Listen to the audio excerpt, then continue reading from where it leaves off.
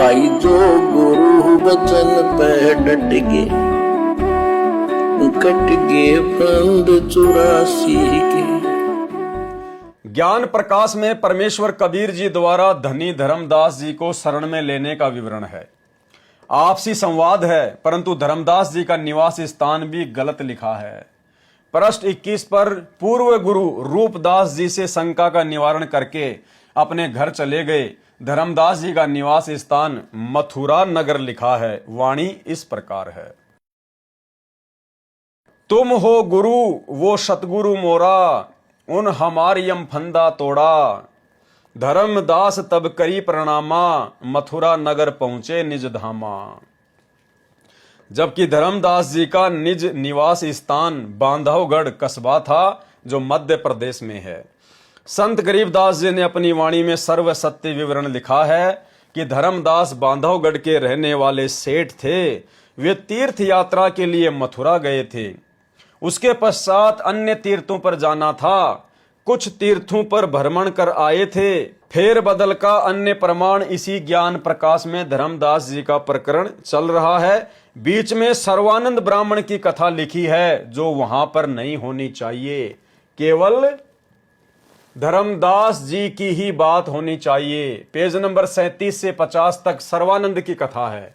इससे पहले पेज 34 पर धर्मदास जी को नाम दीक्षा देने, आरती चौका करने का प्रकरण है। पेज नंबर 35 पर गुरु की महिमा की वाणी है, जो पेज 36 तक है। फिर धर्मदास वचन चौपाई है, जो मात्र 3 वाणी है। इसके बाद सतगुरु वचन वाला प्रकरण मेल नहीं करता।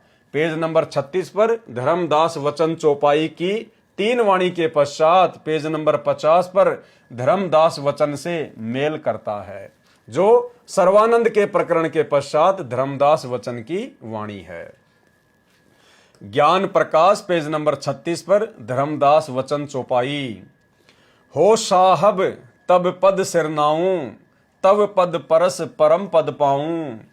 के ही विधि आपन भाग सराही, तब बरत गह भाव पुनः बनाई। कौंधों में शुभ कर्म कमाया, जो सतगुरु पद दर्शन पाया। ज्ञान प्रकाश पेज नंबर 50 धर्मदास वचन। धन्य धन्य साहिब अविगत नाथा, प्रभु मोहे निस दिन राखो साथा। सुत परिजन मोए कछु न सुहाई, धन्य दारा अरु लोक बढ़ाई। इसके पश्चात सही प्रकरण है। बीच में अन्य प्रकरण लिखा है, वह मिलावटी तथा गलत है। नाम दीक्षा देने के पश्चात परमेश्वर कबीर जी ने धर्मदास जी को प्रसन्न करने के लिए कहा कि जब आपको विश्वास हो जाएगा कि मैं जो ज्ञान तथा भक्ति मंत्र बता रहा हूं वे सत्य हैं, फिर तेरे को गुरु पद दूंगा। आप दीक्षा लेने वाले से 1.25 लाख द्रव्य यानी 1.25 लाख रुपए या फिर सोना लेकर दीक्षा देना। परमात्मा ने धर्मदास जी की परीक्षा ली थी कि वैश्य अर्थात बनिया जाति से है। यदि लालची होगा तो इस लालचवश मेरा ज्ञान सुनता रहेगा, ज्ञान के पश्चात लालच रहेगा ही नहीं। परंतु धर्मदास जी पूर्ण अधिकारी हंस थे, सतलोक से विशेष आत्मा भेजे थे।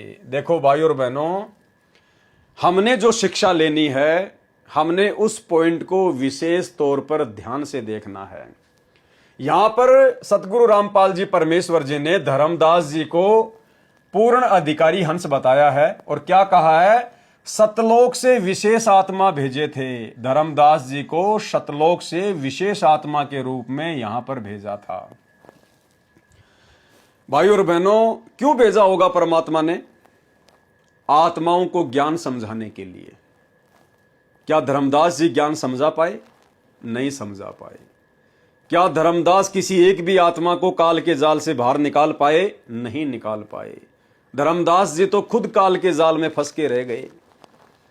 तो भाई और बहनों, पिछली बार हमने जिन पुस्तकों के ऊपर वीडियो बनाए थे, विशेषकर इस कबीर सागर के सरलार से पहले हम जो वीडियो बना रहे थे धरती पर अवतार पुस्तक के ऊपर, जिसमें अवतार की परिभाषा वगैरह लिखी थी, अवतार को समझाया गया था और उसमें हमने अच्छे से समझा कि कबीर परमात्मा किसी को भी अवतार रूप में धरती पर नहीं भेजते। क्योंकि कबीर परमेश्वर का काम अन्य कोई आत्मा नहीं कर सकती, कोई अवतार आत्मा नहीं कर सकती। और यहां आपको अब यकीन हो जाना चाहिए कि परमात्मा ने वो रिहर्सल भी करके देख ली। धर्मदास जी जो कि परमात्मा की विशेष आत्मा बताई गई है, और गुरुदेव भगवान कह रहे हैं कि सतलोक से विशेष आत्मा भेजे थे, और धर्मदास को भी काल ने भ्रमित कर दिया, जन्म मरण के चक्कर में डाल दिया। इसलिए 21 ब्रह्मांड से हम जीवात्माओं को सतलोक ले जाने के लिए परमात्मा किसी को अवतार रूप में नहीं भेजता है, और ना परमेश्वर कबीर जी के द्वारा सतलोक से भेजी गई कोई आत्मा अन्य आत्माओं को काल के जाल से निकाल सकती है। धर्मदास खुद काल के जाल में फंस के रह गया। इसलिए कहते हैं समर्थ का काम उसी को साजे, और करे तो मूर्ख बाजे। इसलिए कबीर परमात्मा को खुद ही आना पड़ता है, खुद ही अवतार रूप में आना पड़ता है, इस काल के जाल से अपनी आत्माओं को निकालने के लिए।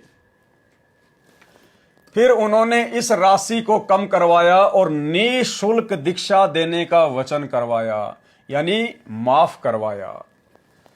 अब ज्ञान प्रकाश के पेज नंबर 9 से आवश्यक वाणी लेते हैं, क्योंकि जो अमृतवाणी परमेश्वर कबीर जी के मुख कमल से बोली गई है, ध्यान देना भाई और बहनों, आप और हमने भी, भले हम साथ संगत वाले भाई बहनों की इस कबीर सागर के सरलार्थ में कोई विशेष बातें ना हो, लेकिन क्या कह रहे हैं गुरुदेव भगवान, क्योंकि जो अमृतवाणी परमेश्वर कबीर जी के मुख कमल से बोली गई है, उसके पढ़ने सुनने से भी अनेकों पाप नाश होते हैं। ज्ञान प्रकाश पेज नंबर 9 से वाणी, यानी सतगुरु रामपाल जी परमेश्वर जी ने 650 साल पहले जिन कबीर सागर की वाणियों को अपने मुख कमल से बोला, और वर्तमान में परमेश्वर ने मुख कमल से भी बोला, क्योंकि लिखते समय मानसिक रूप से वाणियां उच्चारित होती हैं, और लिखने वाले भी खुद कबीर परमात्मा सतगुरु रामपाल जी।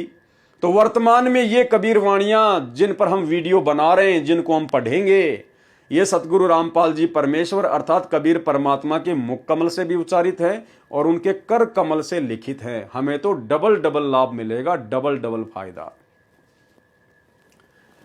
क्योंकि जो अमृतवाणी परमेश्वर कबीर जी के मुख कमल से बोली गई हैं, उसके पढ़ने सुनने से भी अनेकों पाप नाश होते हैं। ज्ञान प्रकाश पेज नंबर 9 से। भाई जो गुरु बचन पे डट गए, कट गए फंद 84 के, कट गए फंद 84 के, कट गए फंद 84 के।